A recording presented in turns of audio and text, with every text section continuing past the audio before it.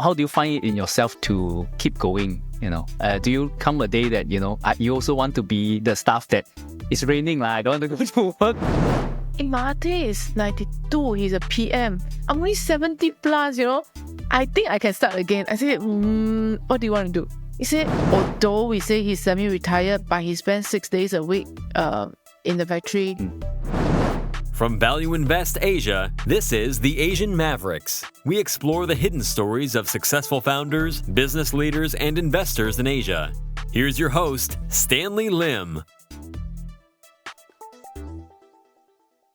Thank you so much. Today, we have a very special guest with the CEO of Sunbus Tech, Shyan Phang. Thank you so much for joining on our podcast. Thank you. Today, we want to spend a little bit more time into understanding your family business and also on the reinvention of your family business with Sunbus Tech. And tell us a little bit about your childhood. I understand that your father has already started in the bus transport business when you are very young. How has that shaped your family or yourself? Since I was born, pretty much, my dad started the business. So my whole life have been involved with buses, public transport. Even back in the days where when I was going to school to Singapore, traveling between the borders, it is always on the product of what was built by my father's company. So the bus scholar, and on the road we see in Singapore, especially the public transport, are actually built by the company. And at the point of time, was like, very proud of it. But as it's growing in me, and I guess it's been the blood in the whole family that, buses and us will not separate. Okay. But in terms of joining the family business, has it ever been discussed, or has your father indicated that you guys should continue the legacy? For the girls. Okay. For the son, yes. Okay. My dad is a very traditional person. So both my parents are. So it is to my family that, my brother, when he graduated from university, yes, his first job, because he had a bond with Singapore government for the 3 years because they took a student grant. So he couldn't really work in the company. But after that, he joined the company shortly after. And for myself, it was never part of the whole plan of my dad, or maybe it was in his mind, but not mine, not that I know of. And I didn't really have the plan to do so. So when I graduated from uni, I just worked in Australia, went to Singapore as well, until someday that he decided to ask me to join back. Right. What led up to that ask? What was happening in the company? So in 2014, my brother decided that he had enough of being in the family business. He wanted to venture out. He wants to work for other people to have a feel of what is out there. He joined a company called Scania, which is also our OEM partners in the business. So he was their business development director. And at that point of this very same year, my father and his partner back then decided that they want to IPO the company that they founded. So and because I was accounting trained, so my father thought that I'm in a better position to help come back to join the company to help with the project of having them to helping them IPO. Okay, so you were brought in to help with the IPO process. Yes. And of course, I understand the previous company IPO'd in the Hong Kong Stock Exchange. Yes. Tell me a bit about the process. How was the process of listing? It was really many of the sleepless nights. But it was a very good experience for me. Even though I worked in public listed companies, in group accounting, finance was my background, but I never really done an IPO. So going through that process was actually an experience that I will never forget. Having from the start where we meet up with advisors, consultants, they were sharing the different markets, the pros and cons, we started exploring Bursa, Singapore, then finally decided in Hong Kong. It was very funny to me, very interesting. On the one trip in Hong Kong, we spent about 5 days meeting 5 different investors. And then at that point of time, we were meeting a group of Chinese, and they come in and share with us. They say, I have a lot of money. So what we will help you is, you want to get listed, we will help you. We'll help you to give you, all you need to do is give us X% of your shares. And then we'll help you successfully list. We'll pay for all your legal fees and all your whatnot you need the 25 million that you need, Hong Kong dollars that you need, we'll pay for it. And after you list, we will exit. That's their plan. They will, of course, make some money and then exit. Right. This is team 1. Okay. Then we have team B, which is the traditional banker. So we met up with HSBC, we met up with Bank of Communications, a few banks. And those are typical banks that we know going through the IPO process that supports. Then we have, lastly, we chose security firm as our underwriter. Right. And then we started to build out the team of the legal team, the underwriting team, the audit team. Then we kicked off the project in March 2016. And we submitted our paper in July 2016, within just short 4 months. It was a crazy 4 months because at the point of time, my son, he's only 9 months old. Right. And I was traveling between Malaysia and Hong Kong, and I was a breastfeeding mom. So my luggage every time check-in was full of milk. The hotel know me so well. Every time I call them, if it's to the freezer. So they will get 1 week full of milk, frozen milk to bring back. That was the ride. Then in 2016 October, we got the approval. And then November, we listed the company successfully in Hong Kong Stock Exchange. That was really an experience that you do it once in a lifetime will do. Your bucket list You're ticked. right. Bucket list tick. You can look back in fond memories, but rather not go through like. Yes, correct. You're right. Okay. What later happens is after you listed the company, you mentioned that your dad has a partner, but your side of the family decided that you guys wanted to exit the business. Yeah. And you talk a little bit about that. What's the rationale of feeling that you should move on? So in 2020, when we decided, between my dad and his partner, they decided that they want to go apart, and it was amicable. They decided that both of them think the management, after post-listing, management style has been different, and maybe it's better for the growth of a company to be managed by one single boss instead of 2.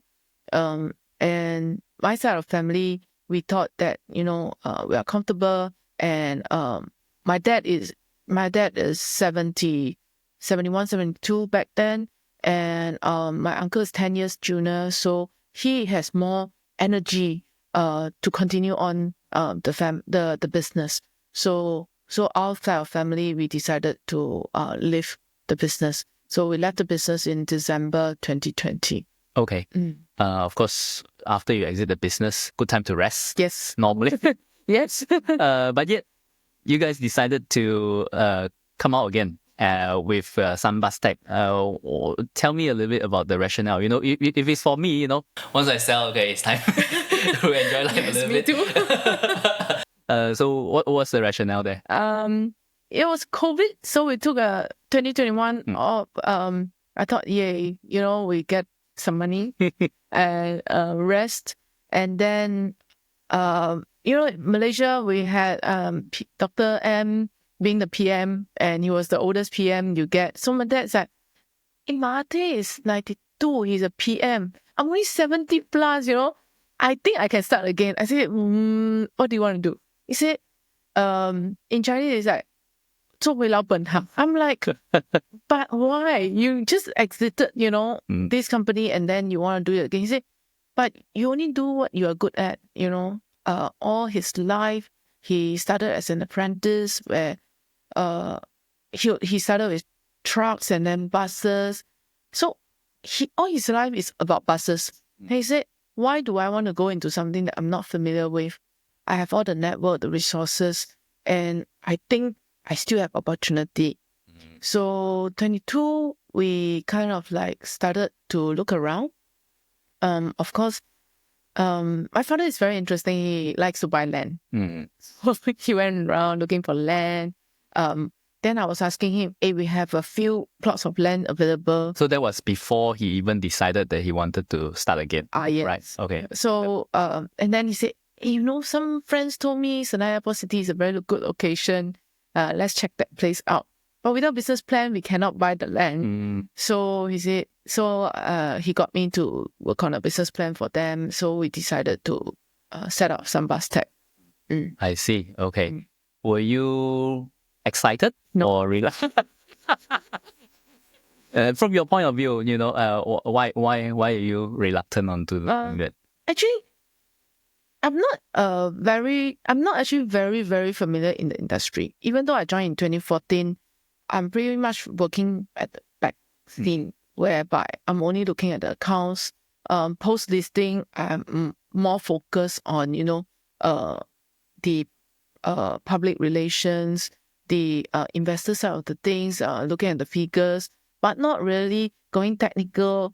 I still remember one of my customer told me, he said, this girl, when she first started, she don't even know what is a chassis. And she asked me, Tai Lo, what is a chassis? I'm like, yeah, it was me in the past. But so to be honest, when we start this, I have to know everything, learn everything from scratch, and I have to build a team up. And at the point of time, yes, my dad is so full of energy, and you wouldn't want to dampen his spirits. So it's like, okay, let's do it. Yeah. Once you decided, so it was mainly at the beginning was to buy that piece of land, you need a business proposal.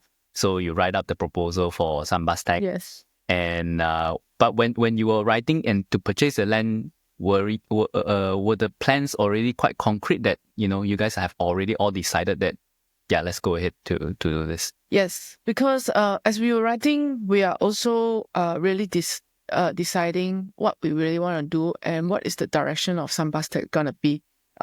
Being in this industrial zone, we have to be green technology. We have to go into green technology. We need to be in line with their park directive, whereby it's a high technology park. It has to be green, ESG friendly, etc. So we discussed within the family, and we thought, okay, this is really what we should do.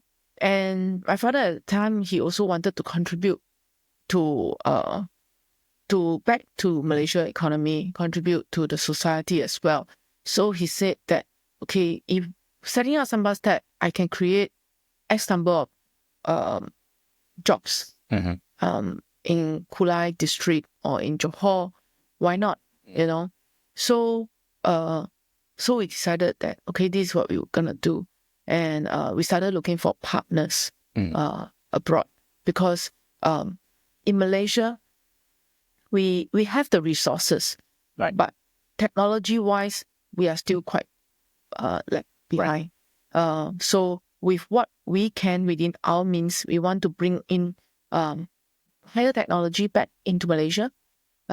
So that's what we start to do. Right. When you talk about technology partners, for someone who is from outside the industry, what kind of technology in bus are you talking about that brings back to suit your manufacturing? So we brought in the aluminium bus body technology, the body building technology.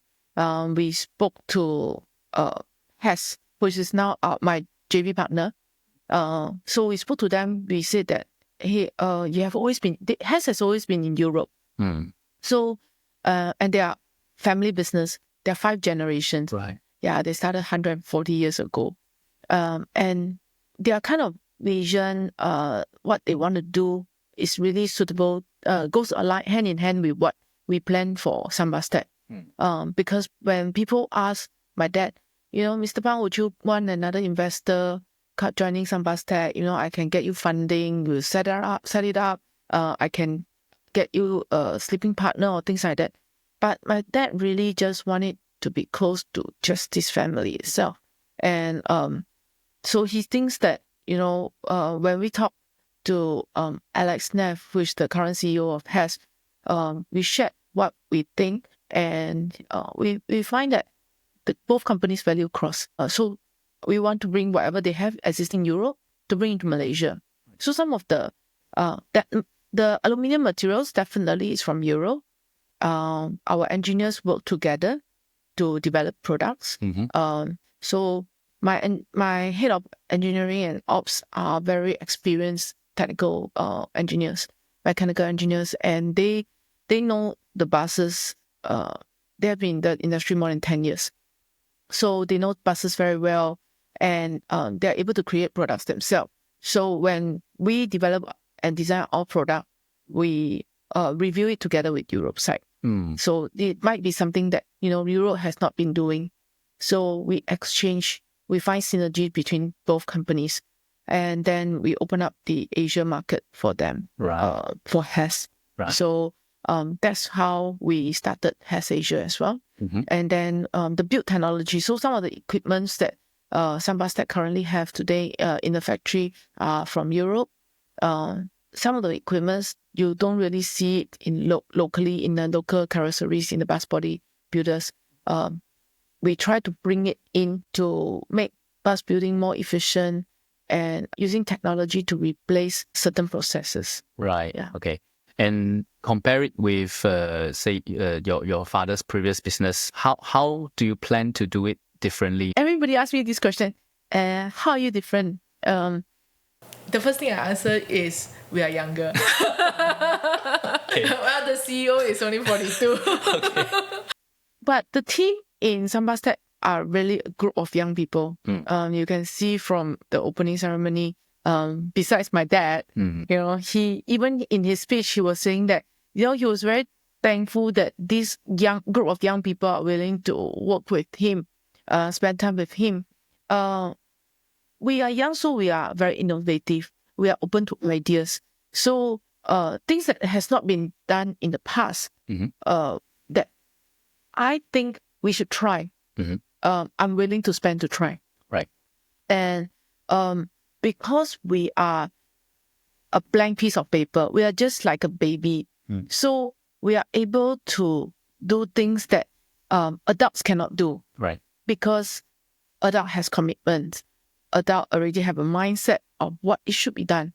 But baby, we are creative. We want to feel what's going on. We are more sensitive. That's how I feel. I always tell my team, feel free to throw ideas, what you want to do.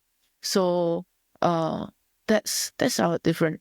Can you give me an example of things that you try out? You're willing to try out, and you.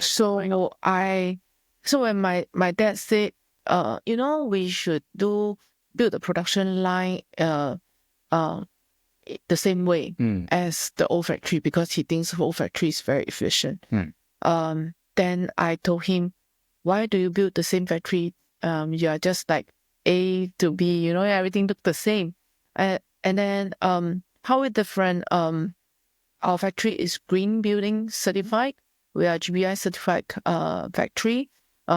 So we spend a lot of building construction costs, additional about 30%, to let our building be GBI certified. This was something that it took me some time to convince my dad, because we had a budget to work with, and I told him that you need to see beyond what we are getting back at the end of the day, because we are if we are GBI certified, we are giving back to the environment. It means that we are on the path of ESG, hand in hand with the global directions. So our customers are very happy that we are GBI certified company. when we were building our paint booth, for example, I especially installed infrared heating element in the paint booth. Why so? Because there are different technologies now. So when we're doing the construction process, I talk to the suppliers and ask them, the paint supplier, and ask them what are the latest trend, what are people looking at now, what are customers looking at in their product. So, of course, they want less toxic. So then in order to do that, we need special elements in our paint booth, special paint booth. So that's why we invested more. Right. Yeah. Okay. So far, the whole startup process from beginning writing the business plan until you see the fruition of your plan and your factory. The factory is amazing. It's quite magnificent to look at. What has been the biggest challenge along the way, along this part? Convincing my dad to move from the traditional thinking to the new trends. Right. Like for example, we will say that, hey, Dad, we want a tree in the middle of our lounge. He's like, what? He said, we are in a manufacturing plant. We're a manufacturing company. We shouldn't be like a hotel. We're not a hotel. We're not in this kind of business. We said, but Dad, you see Google. You look at Google. You look at Apple. You look at other technology companies or new companies in trend. How they attract people is you need to have a comfortable environment. So that took us a long time. But he was happy when he sees that at the end of the day, when the whole building is done, we fitted with furniture, that staff lounge is actually what he's most proud of. Right. Yeah, he's like, yeah, my staff lounge is very comfortable. So it's the first thing that, we whenever there's visitors, that's the first place we bring them to have a coffee, and we make sure that we use very nice coffee beans that we personally like. So we serve our customers as well. Right. Okay. And it's also part of the part of it to attract good talents that will stay with you. Yes. And be comfortable working. My staffs really like that place, especially around the tree. But I always joke with them. I say, I will be having CCTV around, so see who is sitting there most of the time. But it's actually a very nice breakout area whereby they're so frustrated doing what they are doing in their own zone. They can just pick up their laptop and move downstairs to be away from colleagues, because we are working in an open office. Then there might be disturbance and all. Apart from my designers who are locked because of their desktop, everyone else are on laptops. So it's very easy. It's mobile. And I also learned that during the COVID time, at the time, we are always buying desktop for our staffs. So during COVID, the day before lockdown, we know that it's going to be locked down. We don't know what to do. About 80% of our team are on desktop.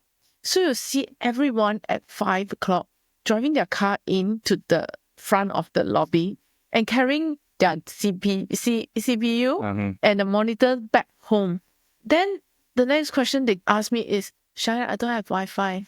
There's no Wi-Fi reader. We are using landline. So these are the things that, made me think that if there is, touch wood, another pandemic, what are we going to do? So I told my team when we first started up Sunbus Tech, we said that, okay, everyone has to be mobile because we must always be able to preempt and prep for working from home.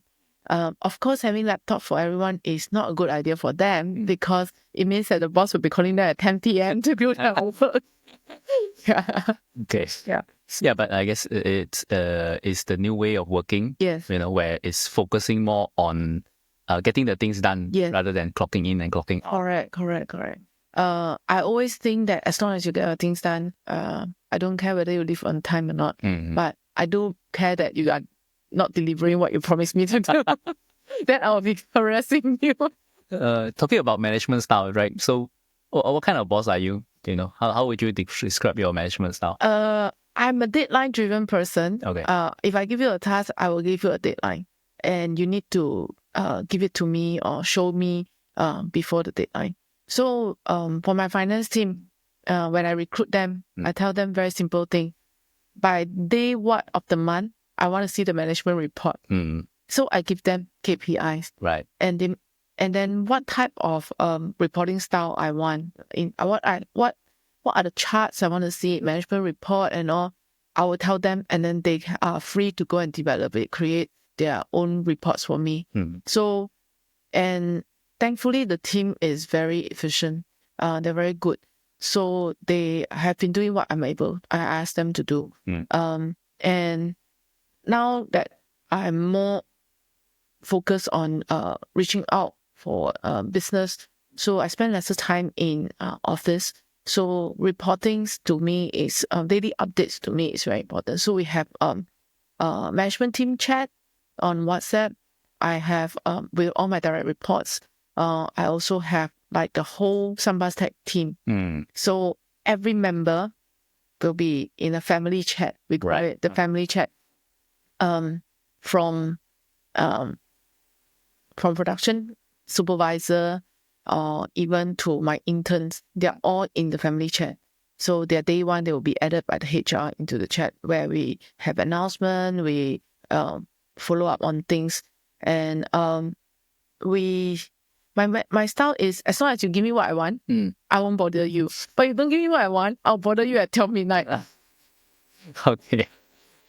Are you like, would you consider yourself like a micromanager? Like, say, let's role play. Like, I'm your engineer now. You have given me a deadline. Yes. Okay, I didn't do it. Yeah. So what Then would I'll you say look for to your me? boss. Okay. So the manager will be in trouble. Right. But the manager knows my style. So the manager will definitely make sure he covers them. Okay. Right. Then I will nag on the manager. I will say, don't kill yourself. First of all, you need to start by delegating your work. I always say, let them learn. If they don't learn, you will suffer. So my style is I only hire freshmen in the beginning. Okay. So my first engineer with me, apart from the key team, is a fresh grad from UTM.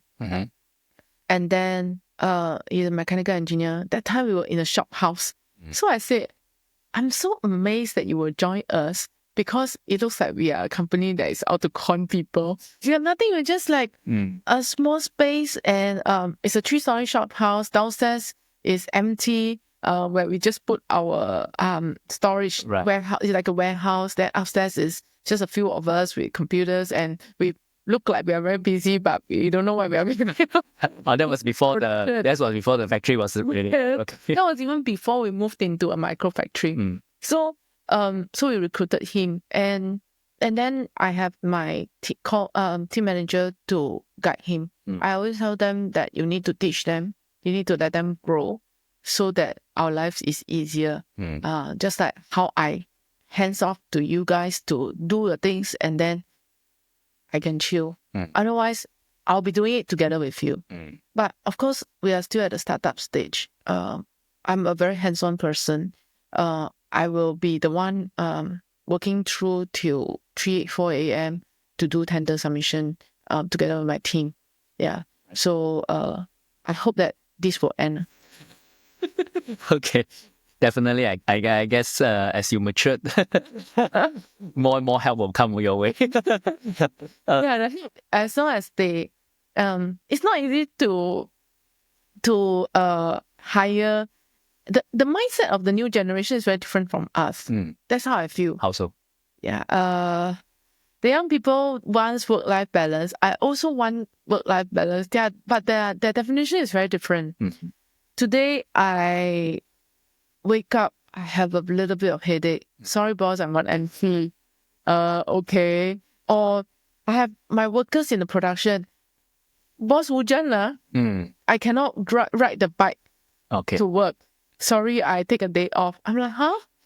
Yeah. So we said, my HR got so frustrated that she sent out a message in the whole group and said, please put a fresh set of clothes in the locker so that you can come in and change in day of rainy, right? It's rainy season, you cannot avoid day without rain and come in dry. So if you're riding a bike, so you just get a change after that.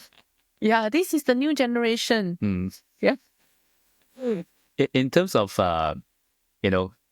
there's always a stereotype in Johor Bahru, which is very hard to find good talent. But just wondering, is that a myth or is that somewhat true in that sense? How do you overcome that?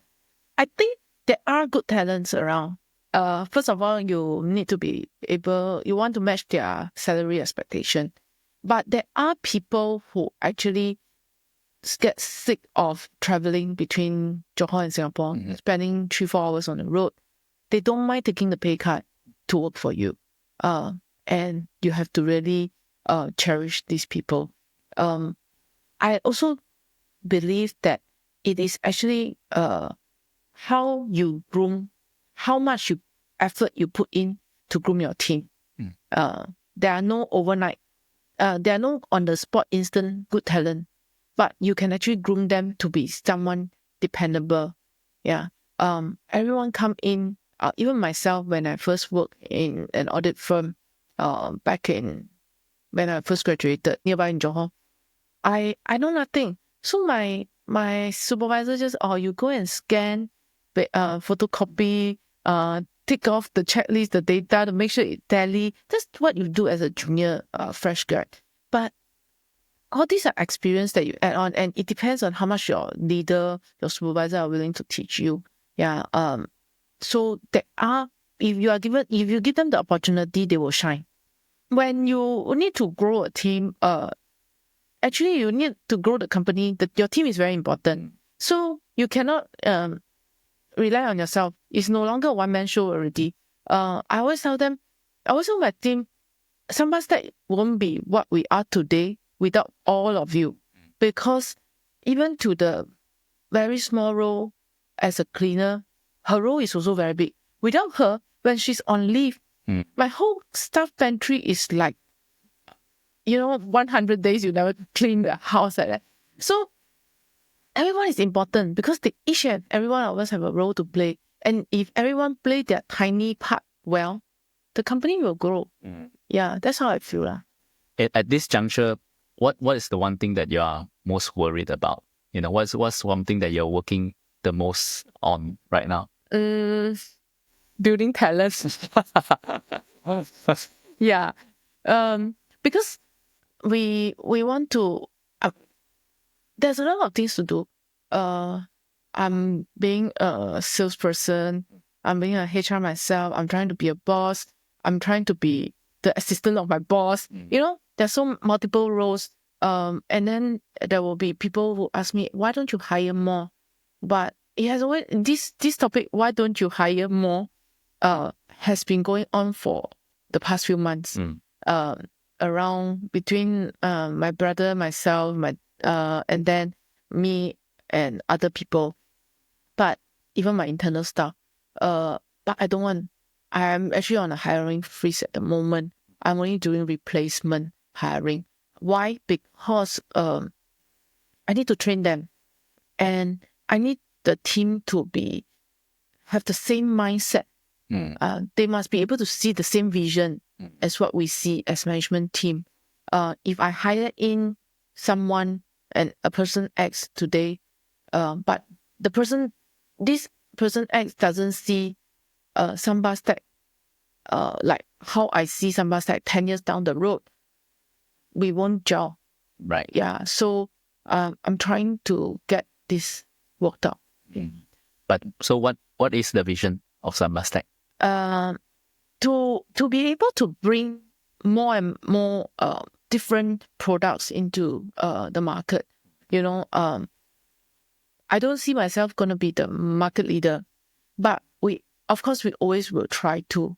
But at least, at some point of time down the road, within the next 5 to 10 years, when people are looking for a solution in green technology, people looking for a solution, I want to buy a bus, I want to buy a commercial vehicle. Sambas Tech is the name that, I know this company, or maybe you have a friend who wants to buy a bus, then, oh yeah, I know some bus tech can do it. This is what I hope 5 to 10 years down the road, it can be a common household name, that is in the industry. So that is what we want. We hope we can be. Yeah. Okay, but from my understanding, if you want that to be the ideal vision for Sunbus Tech, does that mean that you are moving more towards customizing on smaller batches of units, or you're still looking at higher volumes? Like I guess most buses now, say there's still a tendering process and things like that. So how would that gel with your future vision if the main mode of selling buses is still going to be tenders mostly? So of course everyone will hope that when we get business is tender, because that's the biggest, and when you get tender, it's normally 100, 200, 300 units, and you kind of like fill up your production for the rest of the year you are comfortable with. But customization is always part of a bodybuilder, an assembly plant, a carrossery like us. So we definitely, we won't reject inquiries even for 1 unit, 2 units.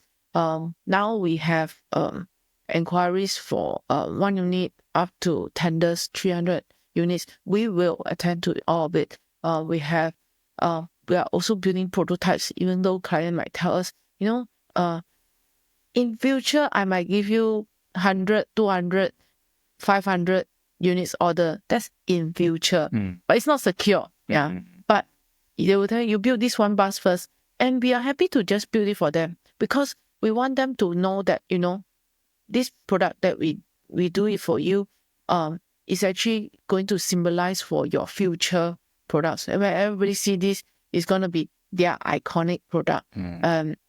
So we have teams to just do tenders. We have team to just do customization. Right. Yeah. So that's what we are doing now, is a mixture. And we are in moving forward, we are also not just going to be focusing just on buses. We are doing commercial vehicles. That means it's going to be trucks, it's going to be pickups, or even commercial vans or delivery vans, everything. Because when we set up Sunbus Tech, when we register our manufacturing license, we register as a commercial vehicle. Right. Why? Because we do not want to limit ourselves just doing buses. Yes, the name is Sunbus Tech. Because that's the core, to us, that's the bread and butter. But we are willing to explore out of the box. Okay, interesting. Thank you for sharing that. Let's move on to something more sensitive a little bit, right? Of course, this is still a family business. Yeah. Like you said, you yourself is being the CEO role. Your father is the chairman. Your brother is back in the business as well as general manager, and even your husband is in the business as well. How's that like working? Not easy working with 3 men of 3 different ideas. Definitely. My dad is, yes, he's the chairman. He is at the semi-retired role. Although we say he's semi-retired, but he spends 6 days a week in the factory. He spends more days in the factory than both me and my brother. And he's still very hands-on. He still goes to the production every day, because that's his passion. Yeah. He will still have ideas, but he's willing to listen. My brother and myself, we are working, complementing each other. He is like the soldiers in front. Okay. He will go to the front and fight the war, and I'm the backup for him. He will be the first contact. He'll make contact to the clients, and then he will say, okay, this one you can follow up already. Okay. Then I'll try to close it. Yeah. So this is what we do. It's not easy because we all have different ideas what we want to do. And my brother will say, hey, why things so slow? Then I say, not enough manpower. Then go and hire. I say, father say cannot. I'll be the ones, in between. And then my father is still a very traditional person, and he's a very people person. Right. So he wants to, and he, being the eldest in the family, my father, he has, all his years has been taking care of, his siblings and taking care of people around him. And that now he set up Sambas Tech. His first thing is, if I can within my means to help others, I will do it.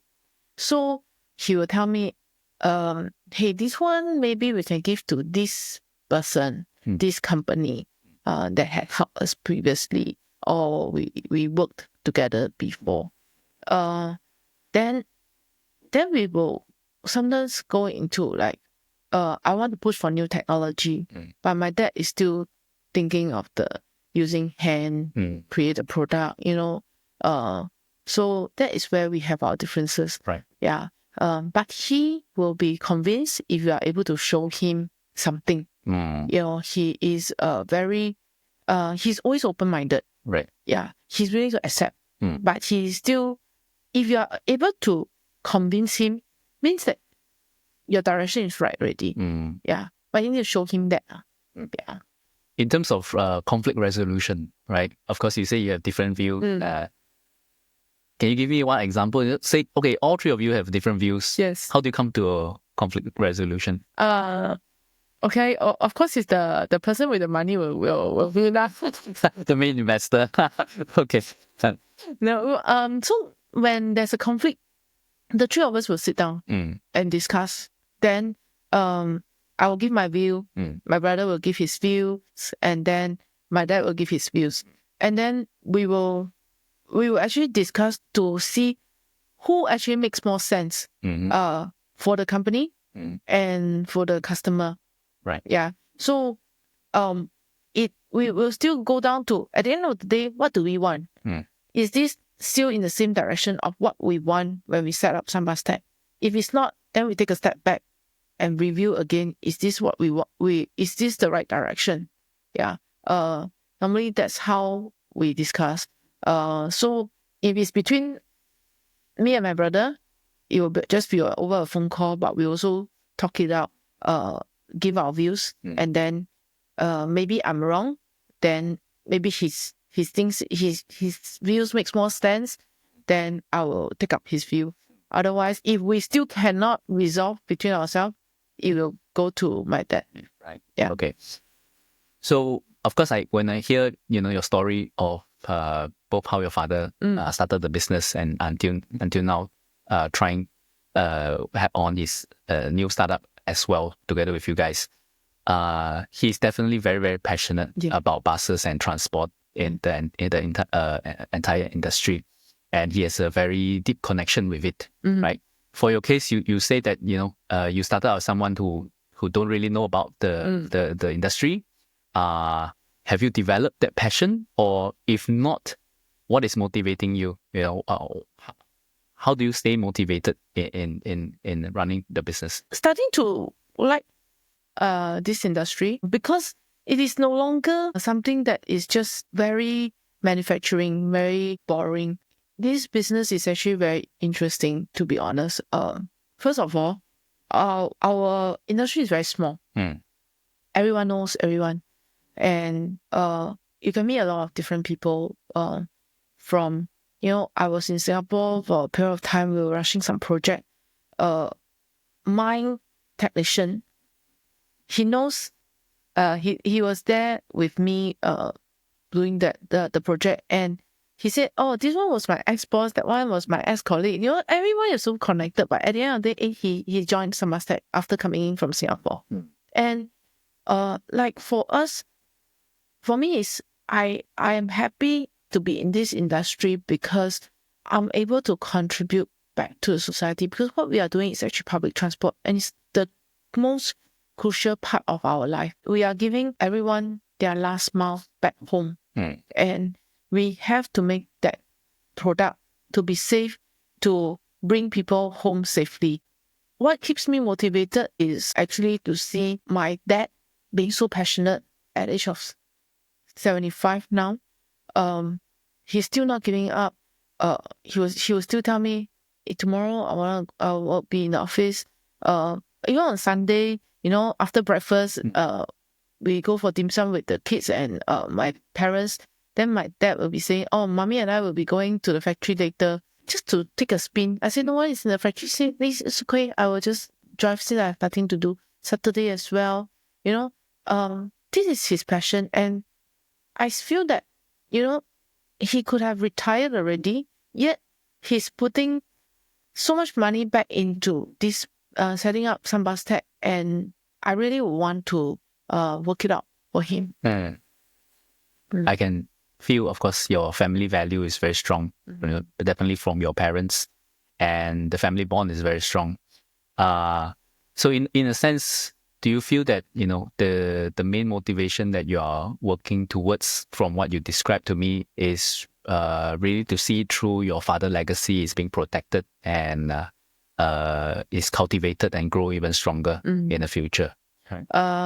Is to make his legacy continue. Hopefully, even through the kids. But of course, my eldest daughter was telling me and my husband, "Mommy and Daddy, when I grow up, I want to work for Mommy in Mommy's company." I said, "Really?" How do you feel about that? I actually would really like her to do something that that she was really passionate about, and not be having the responsibility or feel that she's responsible to be part of a family business. Rather that they do what they try outside before they really decide to do what. Of course, we will definitely welcome all of them back to the family business, and eventually it is also the purpose of why my dad start this company. Is hopefully the grandchildren can take on or have a place to go in the future. Okay, so you were looking forward to being the heads of Asia, the 5th generation down. Hopefully. Hopefully. Interesting. So next year, we're welcoming the first intern from the family in. Hopefully he will try and see how it goes. Nice. Looking forward to how you cultivate the next generation. Yes. And to me, I always feel that doing business is a very tough and lonely journey. But I also have deep respect for entrepreneurs and the drive that they have against all odds. Throughout your last few years, even in the previous company, I'm sure you have gone through so many setbacks. How do you find it in yourself to keep going? Do you come a day that you also want to be the staff that it's raining, I don't want to go to work? Yes, you have those days. One of those days, you wake up, you're like, okay, can I silence my alarm? Especially when you have a very early flight. Why the next day you still have to go? I was just telling my colleague that because she was chasing me with some to review some documents. I said, give me some time because I have been waking up at 5 a.m. the past few days. So I need some time to review before I can approve it. So, these are the days that you really like, can I just take a break? But what really motivates you is, how I overcome it is every day when before I sleep, I will pray. I'm a Christian. We are from Christian family. So we actually give it all back to God, and every challenges we face as a family, we pray about it. Even when it's very frustrating, you had arguments I have arguments with my brother and my dad. Then I'll be picking up the phone and calling my sisters. Then we will pray about it, and my sister will be like, "Okay, I know it's tough, but hang in there." Yeah. But just when you wake up in the morning is another day. You just have to work it through, because as the leader of a company, if you don't believe in your company, you don't believe in your product, your team will not believe in it, or let alone your customer will believe in you. So to me, it drives me. That's what it drives me. Currently we have a team of 100 people, almost 70 to 100. If I'm not motivated to go to work, what about my team? Yeah. And it is actually very happy to see in the morning, ain't no absent from production. Yeah, that means today no race. Although I'm not Christian, but I've grew up learning about Christianity for a long time. And in secondary school, I also joined a Christian boys group. And when you talk about, praying and just hoping for the best, it kind of reminded me every time during our school days, the mentor would like to say one phrase that until today I still remember, which is, all we can do in life is really do our best and let God do the rest. Yeah. Right. Yeah. And I guess that kind of embodies in your philosophy as well. Yeah. Okay. Final question for you would be a big part of why I'm trying to interview more and more people to learn from them personally, and also to create an archive for my children as well, because I feel that there's a lot of life lessons that we can teach them, but if you tell them, they're not going to listen, right? It feels like nagging. Yes. So in a way, something that motivates me to continue to do this is really to create an archive where they can feel from their own pace, to learn from so many people that I have learned from. And in your own life, of course, you are a mother yourself, and it's amazing to see how you, juggle between being a great mother and being a CEO. What are some of the messages or some of the things that you want to instill in your child, regardless of whether they join the business, right? How do you view on that part, and how do you actively teach them things that you want to teach them? I always tell them to focus. When you decide on doing something, you just focus on it, and then you will do good. You'll do well. Just like my son is, he's a competitive swimmer. Yeah. So I always tell him, why you just focus in your training, focus on what you are good at. Then at the end of the day, you will do better and better each time you go for competition. For myself, I know that, we have already started in Samba Stack. So that's my only focus, is how to make the company better. What are we, how I can bring in better things, bring technology to help the company run even better and smoother. So just focus, and how we, like what you say, do your best, God will do the rest. And what we think is focus in God. Yeah. And then everything will be in place. That's wonderful. Thank you so much for sharing. And I really appreciate our chat. I hope to speak to you again soon. Thank you.